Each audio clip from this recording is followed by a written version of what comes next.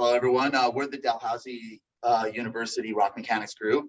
We consist of Gomez, Max, myself, Ryan, and Ali Reza. And so, yeah, we're going to talk about our ARMA, what we've submitted on probabilistic design and weak rock using FLAC 2D. So in this, we're going to just do a quick outline of what we're going to discuss. So first, we're going to just go over the problem statement quickly, then our approach and the assumptions that we're going to be making. Finally, how our model's set up. Then we'll just hop into the results for the two scenarios and then provide some recommendations for design. Thanks to Ryan. So the problem statement has been mentioned, which we have a 6-meter circular tunnel that is going to be excavated on the weak rock under the 60-meter depths under the earth, actually. So the water table exists exactly above the fault number 1, which is placed in 56 meters below the earth. And we have also two scenarios. That first one consists of the only one actually fault, and the second scenario is actually 2 faults. The design criteria is that we need a factor of safety of more than 1.5 and the probability of a slip of less than 5%. For the approaches, to find the location of the tunnel, we're going to use a deterministic solution to find out the best location for the tunnel. And then to find the best stable situation, we're going to actually use a probabilistic analysis using the Monte Carlo simulation, incorporating with Python code to find out the best depths of tunnel. 2 scenarios has been provided. The first one actually is one fault that has been put in the 56 meter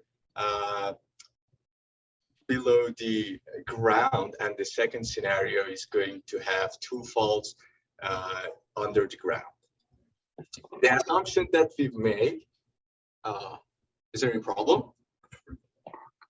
So the assumptions in the project that we've just you're going to mention is that the first thing is that we are going to assume that the failure surrounding the rock is because of the rock mass condition, which we're dealing with the weak rock situation, and also the fault slip can increase the plastic yield zone. And we're not going to consider the dimensional effect of the boundaries meshes and the LDP actually, and the faults are smooth, closed, and without any appeals. All rock mass parameters are also assumed perfectly plastic, and that's our assumptions. So model setup was provided to us. The left and right boundaries are both assigned roller conditions, while the bottom is assigned a pin condition. The top has a 1.02 MPa stress load, which represents 40 meters of overburden. That is excluded from the model for computational time. The model also has 2 mesh zones, one which surrounds the excavation with a 1/4 meter element size, and all zones outside of this have an element size of a 1/2 meter. So the rock mass and bulk properties were also assigned to us, and they follow a Gaussian normal distribution.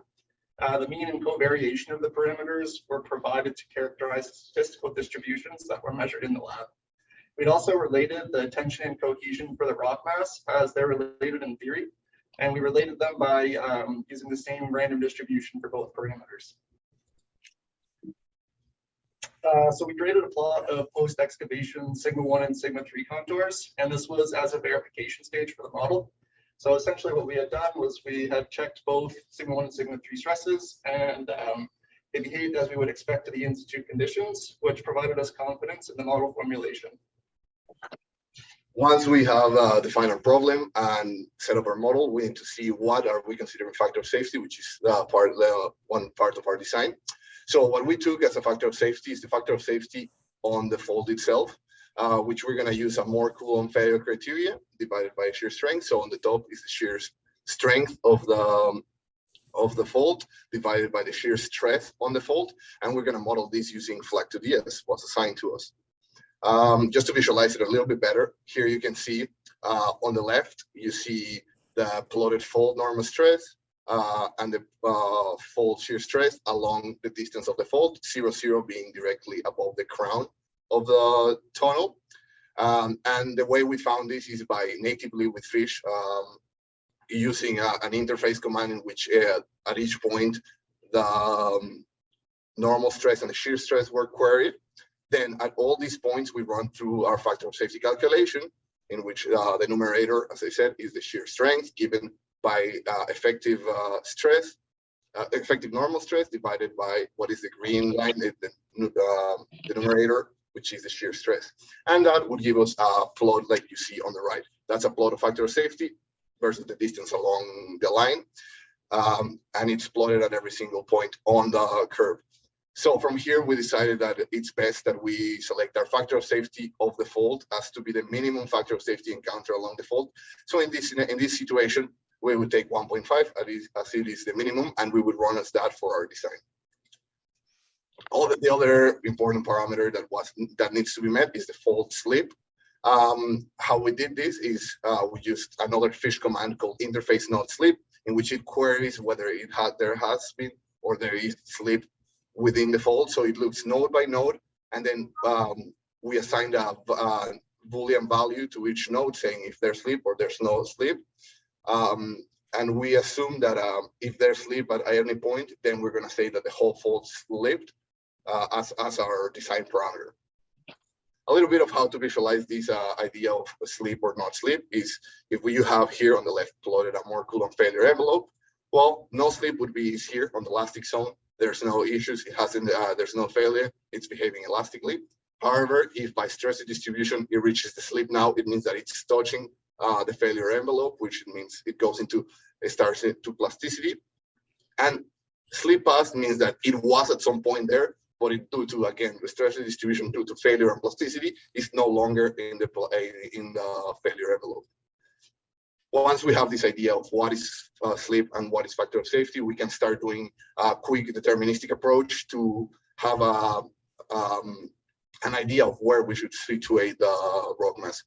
These are just three of the depths that we investigated at 63, 63.5, and 64. And we can see that our design criteria of 1.5 would be in between the 63.5 and the 64.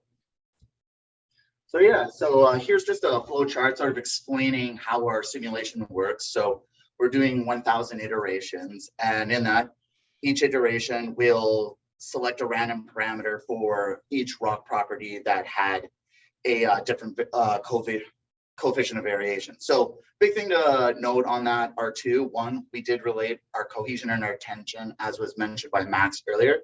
Secondly, what we also did was our model wasn't converging when we were using values greater than 2.5 standard deviations on the low side.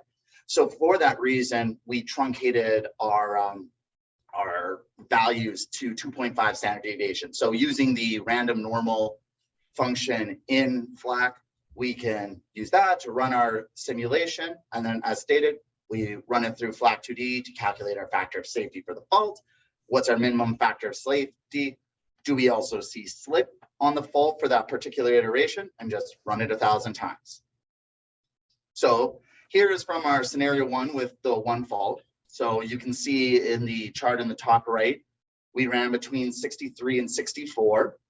The actual histogram you see there is for our design, which was 63.75. So as you can see with the 63.5, while we do meet our probability of slip being less than 5, our mean factor of safety is not greater than the 1.5. So we went back down 0.25 meters, and now we are meeting both design criteria. So for scenario two, we first modeled a depth of 63.75 meters, which was the result of scenario one, as Ryan had mentioned. We ran this through the Monte Carlo simulation using 150 iterations. At this depth, fault one was seen to meet all design criteria, which was previously established in scenario one. But fault two failed in every iteration, which indicated that the tunnel required a new depth. So a second depth was considered that placed the fault directly through the spring line of the tunnel. This location was chosen as theory describes stress redistributions around a circular tunnel to have high tangential stresses and low radial stresses. And taking advantage of these stress redistributions, a tunnel depth of 67 meters was ran through the Monte Carlo simulation using 150 iterations. The result from this depth indicated that both faults met the design criteria, and a depth of 67 meters was recommended if both faults are to be present. The recommended, actually, the design, recommended design can be used. The recommended tool for designing this underground excavation is the tunnel boring machine, since we are dealing with a 6-meter circular tunnel, and also we have a weak rock based on the rock mass condition that has been provided to us, by having a precast concrete liner for supporting our rooftop and the other places of our tunnel. If we wanted some additional measures to mitigate our risk and having a conservative kind of design, we can also use some finer mesh, steel meshes with shotcrete, or we can also dewatering the upper fault further to increase the actually effective normal stresses. So yeah, so sort of just to tie everything together. So for our tunnel, we're suggesting to use TBM. So yeah, as Ireza stated, we're in weaker rock and we have a circular tunnel. So it's actually quite ideal. We create a circular tunnel pretty easily with TBM, and 2, using precasted concrete. It's useful to use that sort of permanent support instead of, rock bolts because of the weak rock. Also, from our scenario 1, we decided to go with 63.75 meters at depth since it met our 2 criterions. And also on top of that, on scenario 2, we had to move down to 67, but by this case, we're meeting the design criterion for both faults, with actually seeing no actual failure in the second fault. So yeah, here's our references, and yeah, if there's any discussion, we'll look forward to it. Right. Thank you, team Dalhousie. Judges? Could you say a few words about how you used Python to do the Monte Carlo simulations? Yep, we actually have a couple slides here. So here, I don't know if it's might be here. So the way we wanted to run, we have a script that runs and gives us a factor of safety and slippage. But you cannot natively run this script that we had in Fish, because it has a command called command new, which would erase everything from memory. So you have to use the integrate in Python, which here, this is the code. Maybe we're not the best coder, so might not have a great formatting. But so what it does is runs the file, then grabs the important parameters, which are what cohesion was used, what friction was used, or what was the factor of safety, and if there was slip, and puts them in a table. And so the table has 1,000 rows, and it puts it at every iteration, puts one value. At the end, we can do statistics on those values obtained. Okay, thank you. How realistic is this 0.75, 63.75? Yeah, you're asking how realistic it is to, say, drop an extra like quarter meter in depth. Yeah. Yeah. So yeah, no, I definitely see what you're saying there. I mean, especially with mining, it can sometimes be difficult to hold those tight values, but I think it was more for just showing that optimal location. I mean, a selection of 64 could be done, but also with using a TBM, I think it's a very continuous moving, and you can sort of survey as you go and make sure you're keeping on level. So I do think that you can be a little bit on the precise side with the method. Okay. Fine, thank you.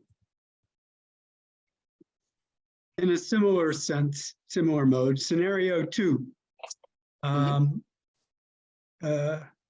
How realistic do you think it is to assume that a horizontal fault will actually be at a single depth along a significant length, plus or minus a meter? Yeah, I agreed with that. I definitely think with a fault, it's not as simple as a single joint that's running in a line. You know, you have gouges and everything, and it can dance around a bit.